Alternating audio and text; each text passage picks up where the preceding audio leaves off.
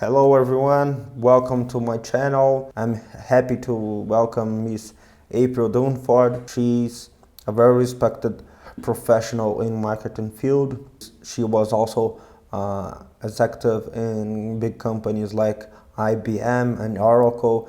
She's the author of this book, Obviously Awesome, which is a great book for those who want to know more about positioning, product positioning, and product messaging. I really recommend this book for everyone who wants to improve your skills in positional marketing.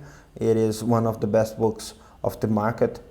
And I'm also adding the link where you can find this book in the description below in this video, where you can purchase this book and read later. And in your book, Obviously Awesome, you described the 10 steps that every product marketing professional needs to accomplish if they intend to create a good product statement position. Which are the most important things that professional needs to be careful in order to define a good product position?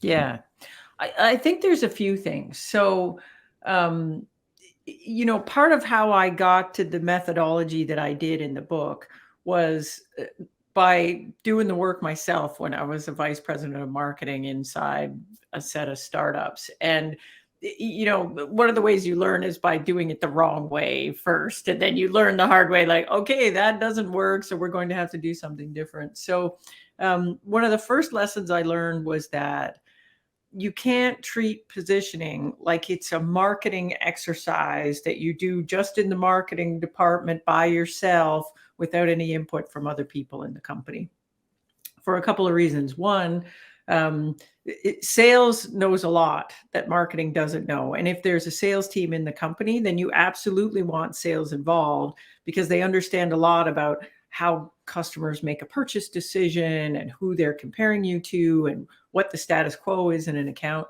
The second thing is that if sales is not involved in developing new positioning, when you go to roll that new positioning out to sales in the form of a new sales pitch, they generally refuse to adopt it if they were not involved in creating it because they think it's stupid.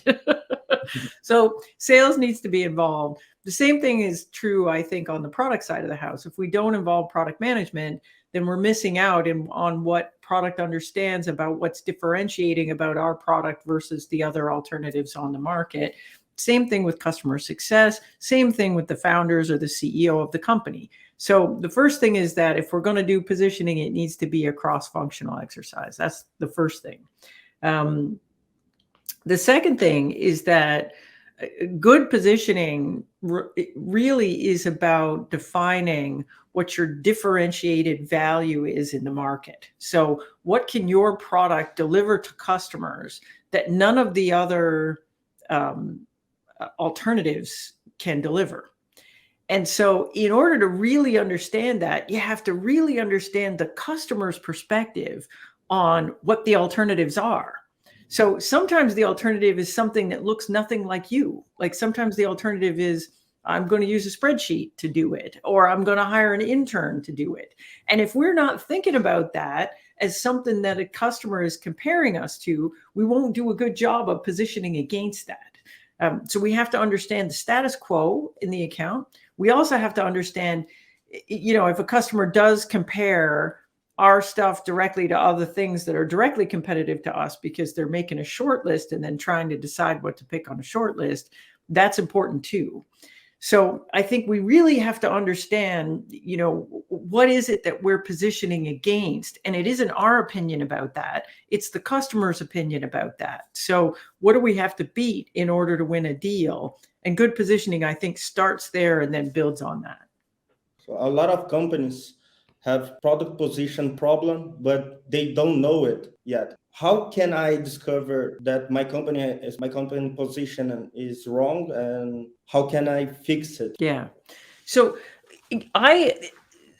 I'll tell you, I don't know how you do it in every company, but I'll tell you how I used to do it when I was a VP marketing. So often I would get hired at the company, and the expectation was, April, let's go build some marketing campaigns and build some lead generation so we can have some leads and the revenue will start going up and to the right.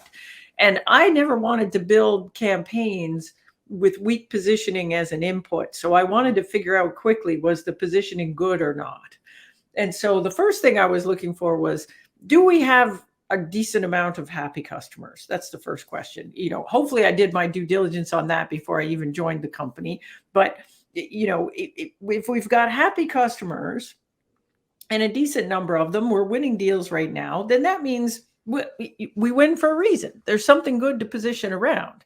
Then the question is, well, is our current positioning doing a good job of positioning the stuff that we're really good at? And the easiest way for me to figure that out was to go in and sit in on first calls with customers. So I would go to the sales department and say, hey, can I listen in on some calls? Now you can do this by listening on call recordings with Gong. But back then that technology didn't exist. So I would go and sit in with customers and say, you would sit in with salespeople and say, let's listen to the first call.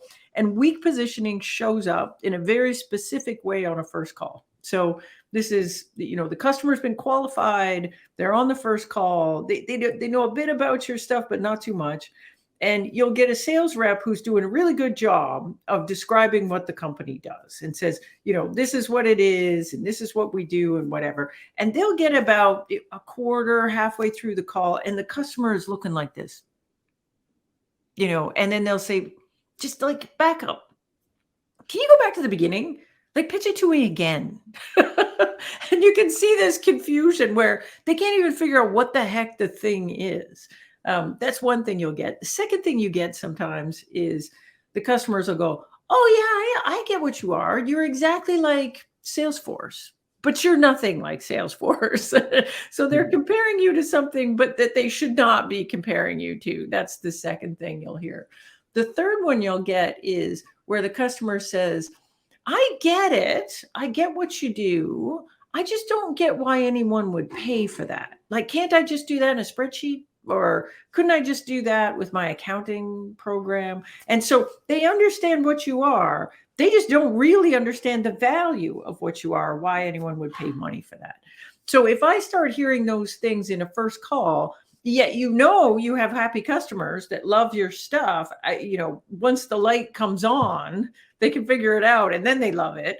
Then there's a gap there between what a current customer knows and what a brand new prospect is trying to figure out about your stuff. And that gap is largely due to weak positioning. So if I heard those things, then I would say the positioning's not great. We should be able to improve that.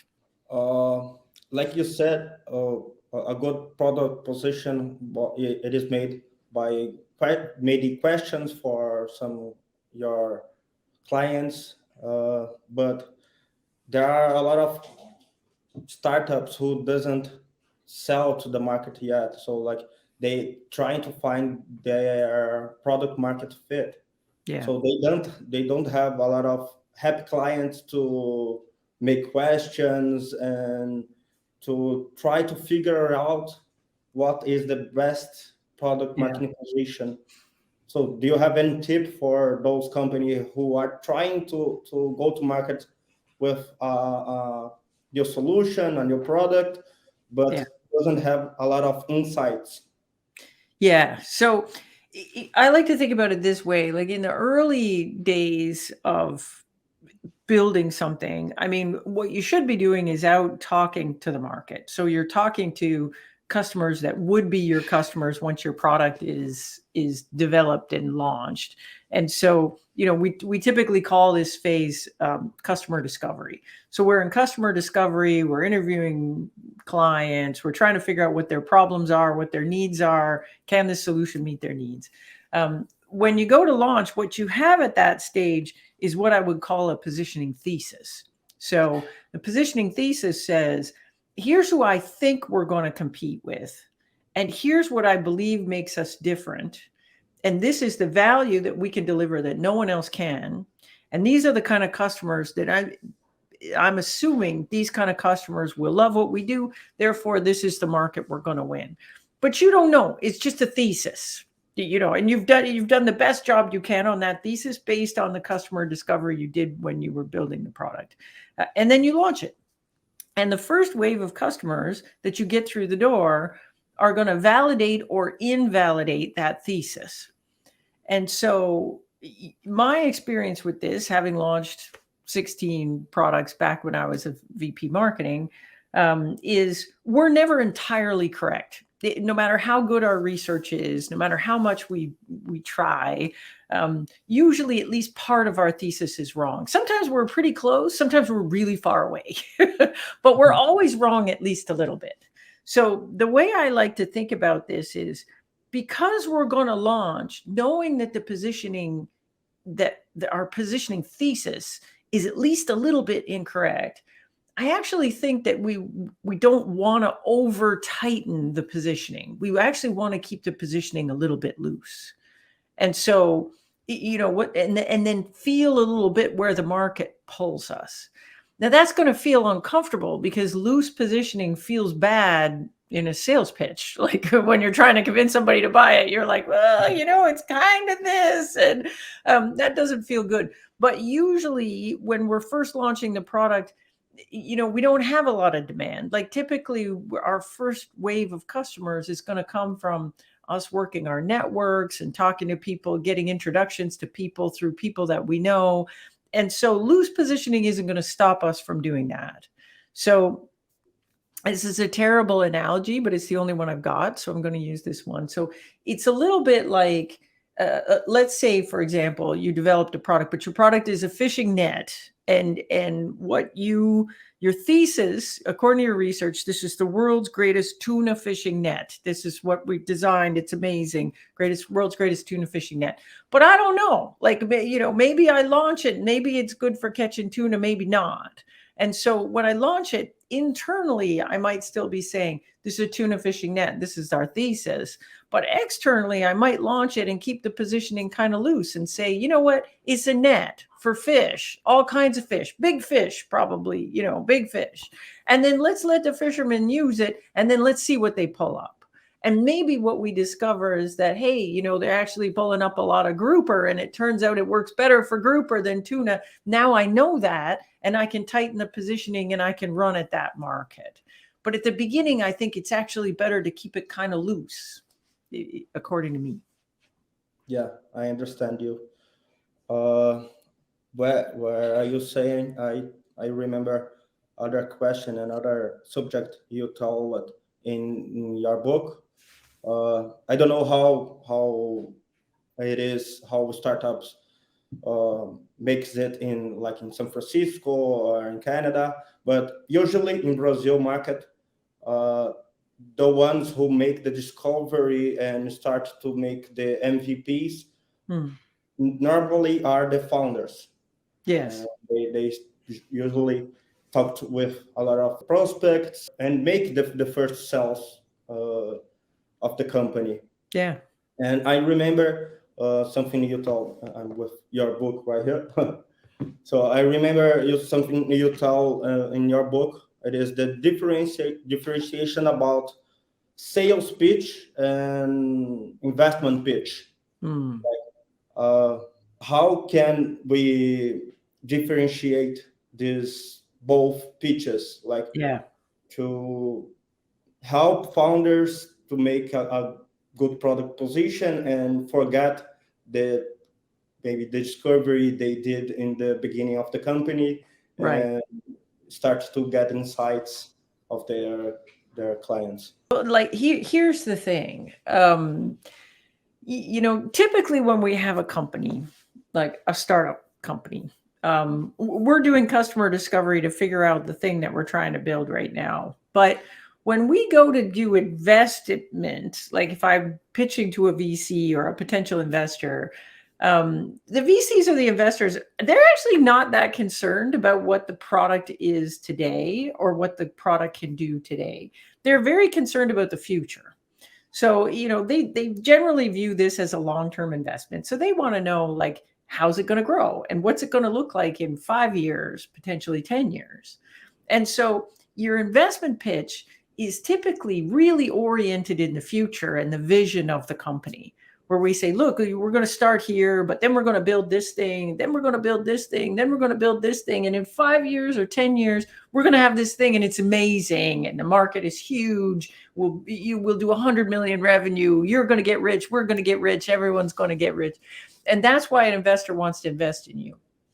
However, customers generally don't want to hear that pitch about the future and where it's going to be, because maybe they'll still be using you, maybe they won't.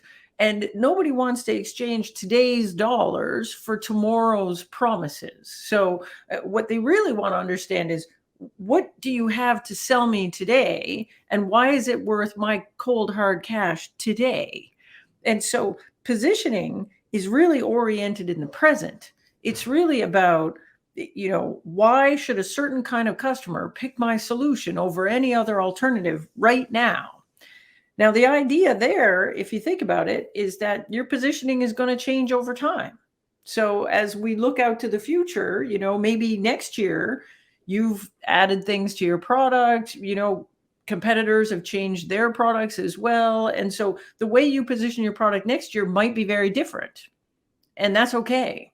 So typically what we have is, we're positioned here today, but next year we'll be positioned as something slightly different, then something slightly different. And eventually we'll get to this spot that we've sold to the investors. So for an example, I worked at a company where our vision, what we sold to the investors, is we were customer relationship management for very, very large enterprises. That was our positioning.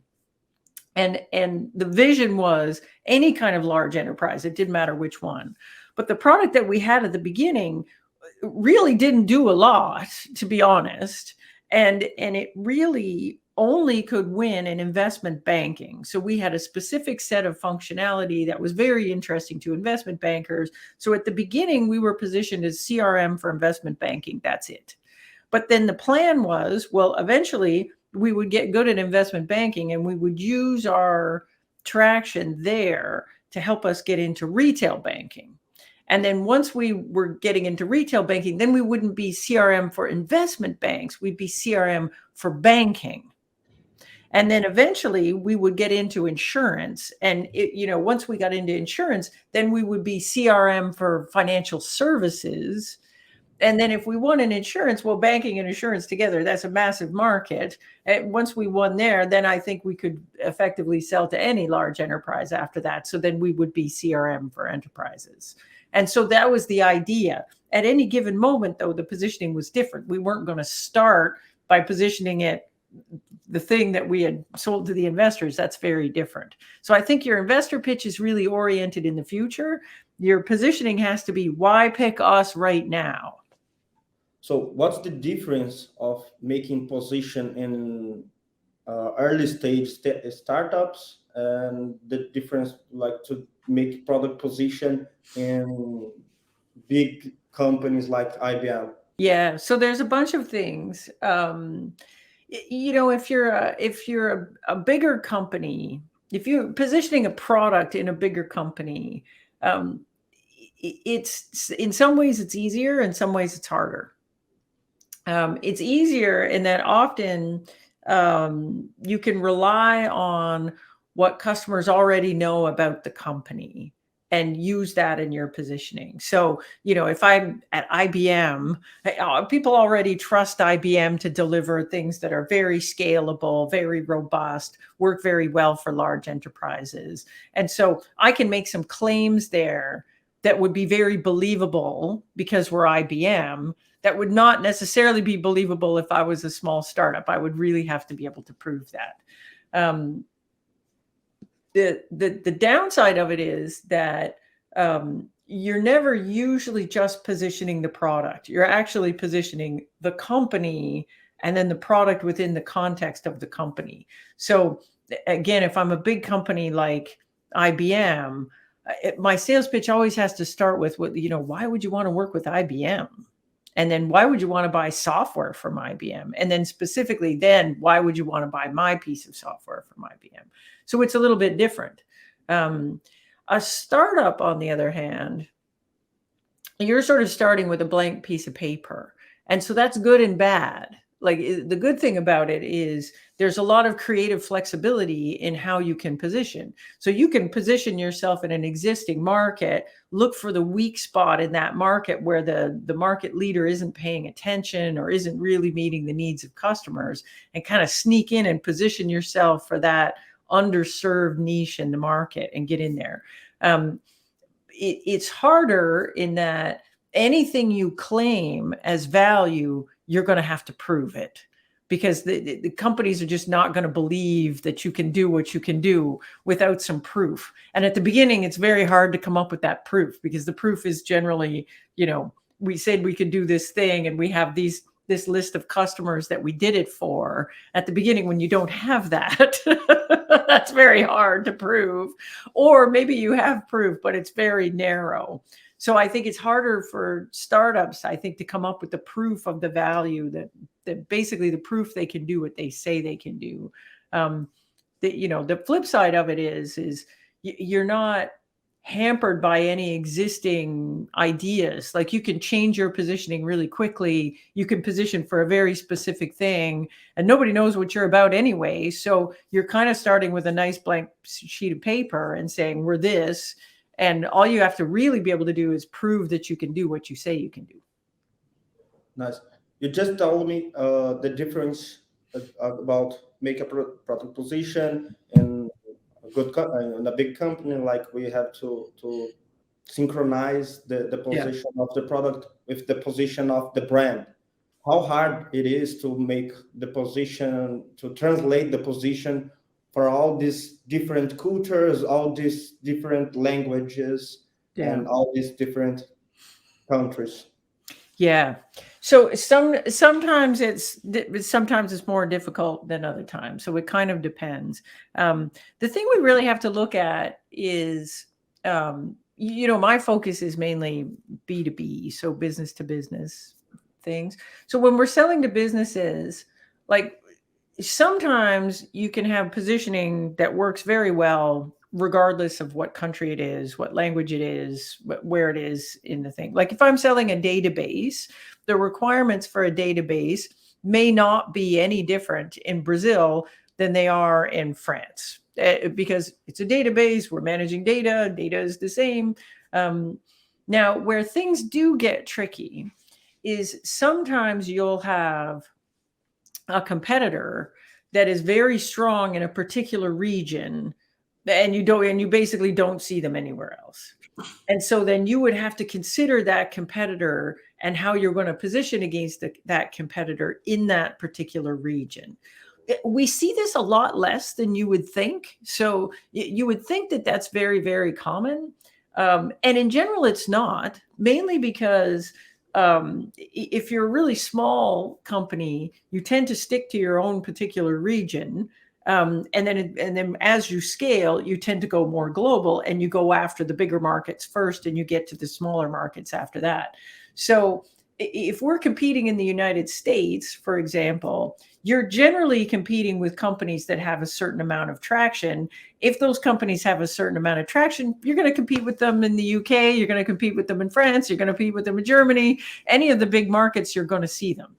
Where you will see it occasionally is in particular markets, and I think Brazil is one of them, where you'll have a local competitor in Brazil that's very strong. Asia is the same thing. Like, if you try to get into the Chinese market, for example, there might be a competitor that's very specific to the Chinese market. You don't see them anywhere else. And I think it's really about that. It's about looking at the competition and saying, well, if the competitors are all the same, then your differentiators are the same, then your differentiated value is the same. So the positioning's the same. If the competitors are different, well, now you're going to have to look and see, well, are my differentiators different for that one competitor I see in that region that's beating me? And if it is, then I'm going to have to adjust the positioning for that region. I'll tell you, it's interesting. In my experience, and I've worked at a lot of companies where we worked in lots of different markets and different countries. It came up much less than you think, where we had to actually tune the positioning for the particular country that we were in. It did come up, but it was much rarer than I thought it would be. Uh, the most part of product marketing professionals in Brazil are younger people like me. I'm 25 years old. And usually we made a question for ourselves like, I want to get a job in a big company like Google, Facebook, those companies who are big tech companies here in Brazil, or should we try to get a job in early stage startups? And actually, the skill sets who are needed for those jobs are quite different. Like the skill Yeah. sets I need to get a job in Facebook are very different to the skill sets to get a job in early stage startup. If you were like 25 years old, Yeah. what what those type of companies do you prefer? So when I started out, the first job I got out of university was at a startup. So I got exposed to doing startup stuff really early. But a couple of years into that job, we got acquired by a big company in Silicon Valley. And so then we were at the big company, and I stayed there for a few years. And then when I left there, I went back to another startup, and then that startup got acquired. And then I went to the big company. And so my entire career was going back and forth between tiny little startup to the big company, tiny little startup to the big company. And so here's my opinion on that. In in the in the big company, you often are working for professionally trained managers. So your managers know how to manage people. And so they know how to mentor people, they know how to teach you how to do your job. Generally, at bigger companies, you'll get training.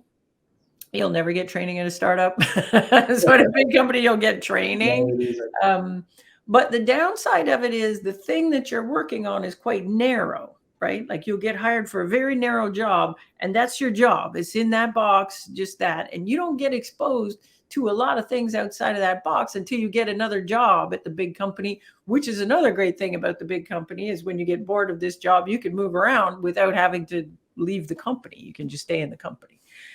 At a startup, on the other hand, you tend to be able to get your fingers in a lot of things. Like, so you've got your responsibility, but it's often expected and encouraged for you to, if you're in the marketing department, we don't want you just doing this little thing. You're going to do a little bit of this and a little of that and a little of this, depending on what the priorities are. And everything might change really quickly. So you might be focused on this, and 2 weeks later, you're focused on that, and then you're focused on this. So you get exposed to a lot of stuff. And I think that's a good opportunity to learn as well. The pace tends to be a lot faster. The flip side of it is you're going to get no training, none. You'll get thrown into things and you have to figure it out on your own. If you don't figure it out, you're probably going to get fired. So it's good for developing that muscle of trying to try things and figure it out on your own. But you're not going to learn necessarily the proper way to do it or the textbook way to do it. You're going to learn the most efficient way to do it for the situation that you're in right there. For me personally, and then the other thing, one of the things that I thought was maybe the biggest difference between smaller companies and bigger companies, smaller companies tend to be very close to customers. Like, depending on where you are, but the marketing department would interact with customers a lot.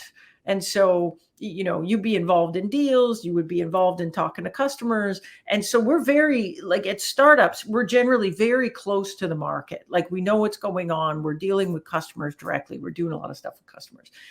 Big company, not so much. And in fact, a lot of what you're doing at a big company is very internal focused. So, you're worried about getting a promotion if you work at Facebook or Google or IBM, and you're worried about what are all the things I have to do to get a promotion. And those things generally don't have a lot to do with customers. They generally have more to do with, demonstrating that you can manage the team, demonstrating that you can manage your boss. There's a lot of politics involved and making sure that, you can get consensus across different groups. And you tend to do a lot more of like internal managing than worrying about what does a customer want or not want. For me personally, I learned a lot at the bigger companies. Like when I was at IBM, I learned a lot. Like I think I was a much better manager after I left IBM because I did management training when I was at IBM. I think I was a much better marketer because I learned a lot more about how would you do this if you had all the budget and all the people and all the time. How would you do this? And my ability to do it at a startup was better afterwards because I knew what I was not doing and what I could peel off. But for me personally, I like going to the startup better because the pace was a bit faster. I got to do things that were a lot more broad, and I got to be more focused on customers and less focused on internal kind of consensus building political stuff. But that's just me. So, I worked with very good people in both places, very good people at big companies and very good people at small companies. And so I actually think it's not a bad thing in your 20s to do a little bit of both, which is what I did. And I actually think I learned a lot at both. And I think having a little bit of exposure on both sides is actually good. I think if you stay too long in startups, you'll never get a job at a big company because you won't know how to do it. If you stay too long at the big company, you'll never get a job at a startup because you don't know how to do it. And sometimes that's fine. Like you pick one and you say, I'm just going to stay here. A lot of people that work at big companies, just stay at the big company forever. Oh, that's the last thing. You'll make way more money at the big company, way more money. And that includes your stock options and everything else. You will always make way more money at a big company than you will at a small company. So if you're working in a startup, you got to love the work because you're not going to get paid fairly for it. And it is very unlikely that your equity will ever be worth anything. And I say that as a person that's been through 6 exits. Yeah, so that's a factor too. So for me, I loved working at the startup, but I worked there for a while, and then I'd be so broke. It was good to go back to the big company because then I could make some money again. But then the big company would start bugging me. Then I go back to the startup because I thought that work was more fun. But I always had to give up on the big salary and big compensation to go work for the startup, unfortunately. So in the beginning of this talk, will you tell me that you are a professional focus and B2B market? So what's the difference in your opinion to create a product position in B2B market and B2C market? Yeah. I'm the wrong person to ask because I don't have any experience at all in consumer. But here's what I think in B2B. Typically, the product is what we would call a considered purchase, and what I mean by that is, an unconsidered purchase is what we think about generally when we're thinking about consumer products, like I'm buying a pair of shoes or I'm buying a t-shirt. Like if I make a mistake and I buy the wrong thing, it's no big deal. I just won't buy that brand again. I'll buy something else the next time. And a lot of things we buy as consumers are not really considered purchases. Like if I go to the convenience store and buy a pack of gum, I don't think about it too much. I just look at my choices there in the moment and I pick one. And again, if I pick the wrong one, no big deal. In B2B, typically what we have is a considered purchase. A considered purchase means that there's stakes. Like if I make a bad choice, this is very bad. It's bad for the company. It's bad for me if I make a poor choice.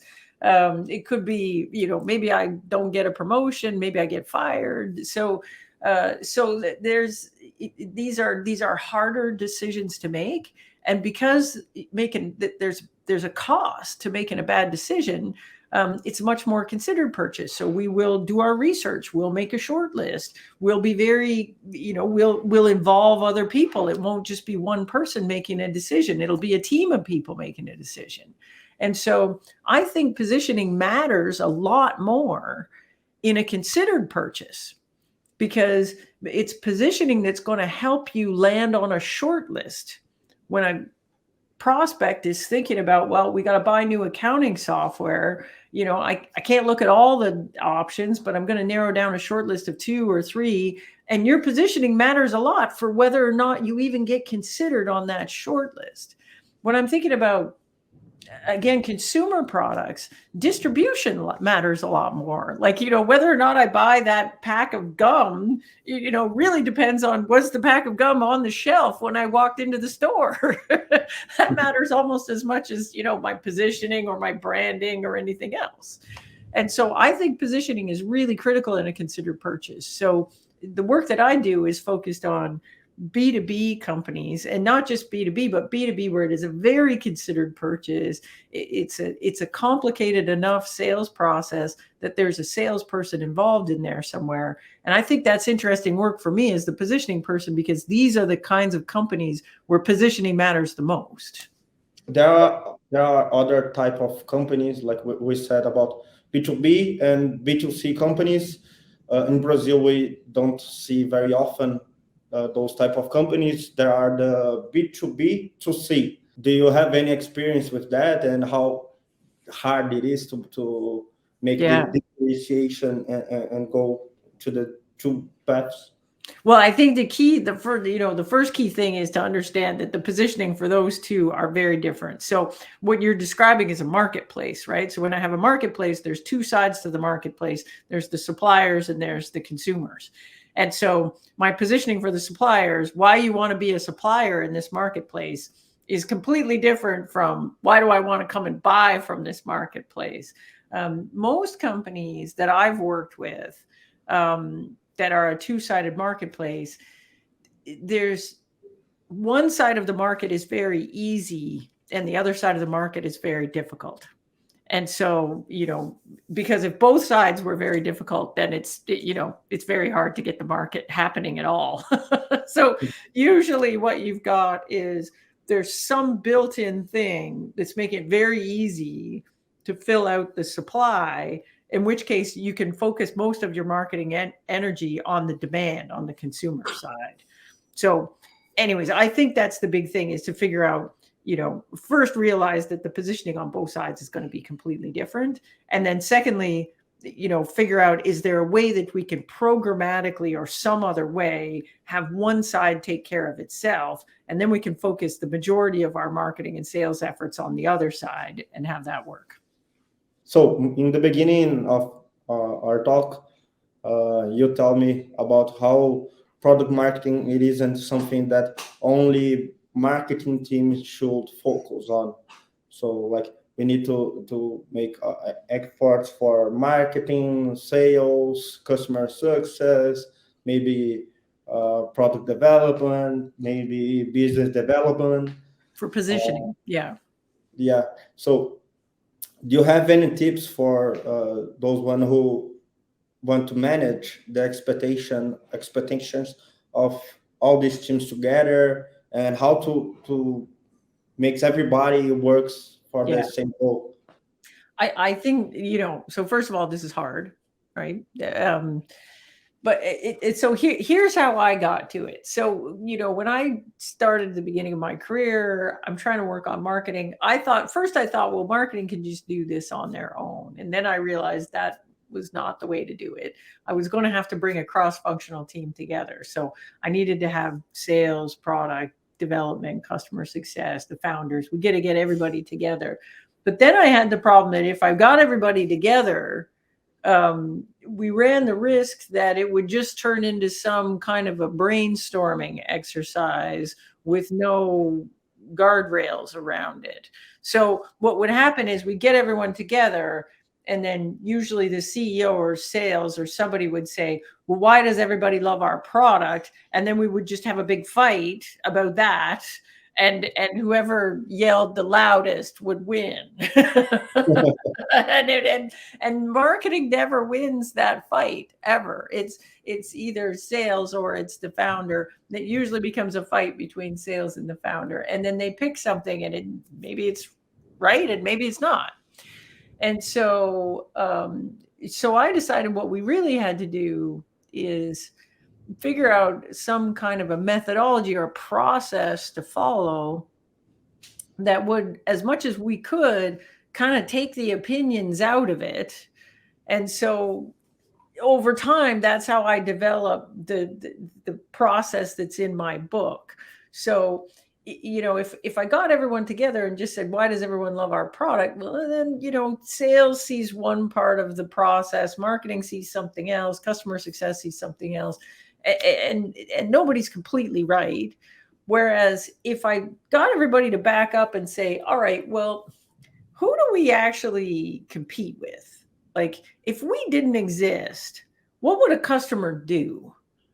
And so that includes the status quo, whatever they're doing right now, or maybe they would pick one of our competitors that lands on a short list. And we could agree on that because sales knows this. Like, if we have a sales team, sales knows what the status quo is in the account, and sales knows who ends up on a short list. So we could put a stake in the ground, and this is truth, right? We know this. And so then we say, okay, well, this is what I have to position against, or put another way, this is what I have to beat in order to win a deal. And then we could say to the same group, say, okay, this is what we got to beat. So then what have we got that they don't have capabilities wise? So capabilities of the product, but also capabilities of the company. And we can list those. And, we're selling a product. We know what those are. So we can list all those things, and we know where we're different from our competitors. At least product knows that. So we can list that. Then we can go down that list of capabilities. And for every feature, we're asking the question, so what? Why does a customer care that we have that feature that no one else does? Like, why does it matter? So what is the value that feature enables for a customer's business? And if I go down that list, I can map those features all out to value. And what will happen is you'll see the themes pop out of that. And so what we'll end up with is 2 or 3 value buckets or value themes. And often what we get to is very different than what we would have got to if we had just got everybody together and said, why does everybody love our stuff? Because it's forcing us to build on this truth, which is we know this is what we have to position against. Our features are what they are. And now what we're really honed in on is not just value, but differentiated value, the value that only we can deliver. So I think if you're going to bring across, first, it's got to be a cross-functional team. But secondly, we can't just bring the team together and not have a process or a set of steps to follow to have the discussion in a structured way. Because if we don't, then it will just devolve into a battle of opinions. So in my mind, it doesn't have to be my process, but my process was designed to do that. It's like, okay, once you get this cross-functional team together, what are we going to do together? And my book is the attempt to answer that. So after we decided what is the product position we have, how we can manage other stakeholders to follow this goal, like. Well, I think this is a good question, and this is part of the value of doing this together as a team. Because if we do it together as a team, then for every step along the positioning process, everybody gets to have their say and have their input. And then when you get to the end of it, what you've got is agreement and alignment across the team. So everybody agrees on it and everybody knows where it came from. And so now that you've got that, then each of the team leaders for each of the, because I've got product, sales, marketing, customer success all in the room, then those people can then go back and train their own teams and say, this is the positioning, this is how we got there, and can have smart, deep discussions about it. If everyone's not in the room while we're building it, well, then what you're going to have to do is sell it to those groups afterwards. And, at that point, like if product says, well, I just don't believe that, I don't think that's true, I think you missed this thing, you're going to end up trying to force them to accept positioning that they weren't involved in. And that's hard, in my opinion. So I think part of the magic of having everybody involved in building it is once you get to the end, then everybody's bought in because they all agreed to it. They were all involved in building it. So now we can all go and execute on it in our own individual groups. Yeah, sure. In business world, uh, there are a lot told about the importance of data driven. So Mhm. and to make decisions based on data and research insights. So, in your opinion, there is any what's the most important qualitative or quantitative KPIs or metrics we should use for measure the importance of the quality of the product position?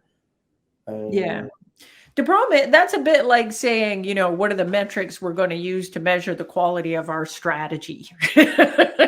There isn't just one, unfortunately. There isn't just like a magic positioning number, and we get to just look at that and say, oh, it's a 2 versus a 3, because weak positioning is going to impact you everywhere, right? Weak positioning is going to impact lead generation. It's going to impact how many of those leads convert to sales calls. It's going to slow down your pipeline all the way across. It's even going to impact churn, because you might have good salespeople that can close people, but then when the customer tries to use it, they discover, oh, this thing isn't the thing that I wanted. And so good positioning has the opposite effect. All these things get better. So when we're evaluating positioning, we really have to benchmark against ourselves. So when we do a shift in positioning, what we expect to see is numbers start moving in a better direction. The most immediate impact that generally we can have is we can take the positioning, turn it into a sales pitch, and get the sales team using it. And then we should immediately start seeing better quality leads that get further down the pipeline faster. And usually we can tell that very quickly, because we can see it in sales calls. Are customers getting more excited? Do the customers look less confused? And what we're really benchmarking against is against ourselves. There isn't like a magic number like, oh, if your conversion rate is this much, that's good or bad. What you're looking for is this better than the last positioning? And if the answer is yes, then we're running with it. So it looks like that. Like, there isn't, unfortunately, just one number we can look at to say, oh, the positioning is good or bad. It's not that simple. after we define the position of this product, do you think this should interfere in your naming or in your pricing process? Yeah, I mean, I think it definitely impacts pricing, right? So I think pricing is it's a signal in your positioning, right? We expect different things from a product that's priced at $2,000 a month than we expect from a product that's priced at $200 a month. So if your pricing is very high, there's an expectation of, we're expecting enterprise at that point. Like, so we're expecting enterprise robustness. We're expecting enterprise support. We're expecting, a lot of things, but at a higher price point, that we don't have those same expectations at a lower price point. A lower price point, we just assume there's no support. We just assume that, maybe it's not going to have a lot of enterprise style features. And so I've worked on products before that we've repositioned where, the company was trying to service, small companies and large companies, where we've made a decision to focus more on larger enterprises, and we put the price up because that's a signal that this is what this product is for. And then also because we could charge more. I've had other ones where it was just the opposite. We shifted from enterprise down to more mid-market, and the pricing had to come down to address that market. So I think pricing and positioning do sort of go hand in hand. Naming is a whole other thing. And I think sometimes naming matters a lot, and sometimes not so much. Like, I think that when people are thinking about product names or company names, I think the minimum bar is the name should do no harm, meaning the name shouldn't have a prospect thinking that you're something you're not. And so for that reason, I think it's good to stay away from names that are very specifically tied to a specific function or a specific market. I think names that are a little bit more flexible and broad are better, because even if it's the perfect name for the way you're positioned today, you don't know where this thing is going to go in the future. And so I wouldn't want to be too tied down. And so I think, there's lots of ways to do naming, but I think when you're thinking about picking a name, I think you should entertain the idea that the positioning on this thing could be radically different 2-3 years from now. You might be going after a different market, doing something that is really focused on a different type of capability. And so I think you want to pick a name that keeps your options open. So thank you everyone for watching this video. I hope you enjoy it. If you like this video, please add a like in this video, and don't forget to subscribe in this channel to help me produce more interviews like this.